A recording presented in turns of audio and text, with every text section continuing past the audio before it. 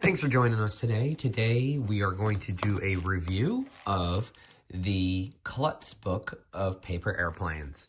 First thing I want to let you guys know is that this is a very durable book. It is spiral binded. It is made with really great high quality paper, hardstock paper. Just really good quality and durability that will last you for quite a while. Next thing I want to talk about is price. So on the back of the book, it says this book retails in the US for $16.95. I was able to get this book on Amazon for under $10. It seems like they're just giving them away right now.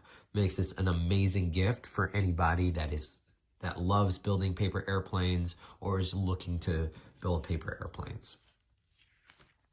So now that we get into the book, it gives you a list of the 10 different planes that you are looking to fly, and it also tells you the distance that this plane would fly.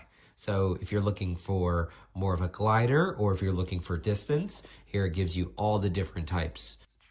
So again, tips and tricks to make you be able to build some of the best paper planes out there.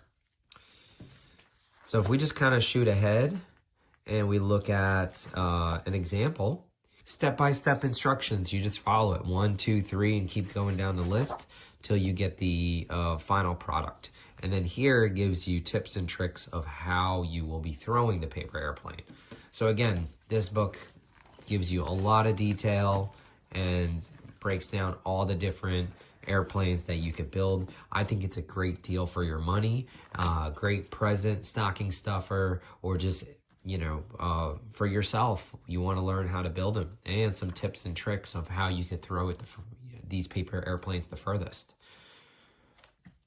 Finally, you can use your own paper to build these airplanes, but they also give you this little binder at the end, and they give you a lot of different colorful sheets so you could build your airplane, and it's great for on the go and also making cool airplanes. Or you could just throw your own paper in this after you make all these different designs.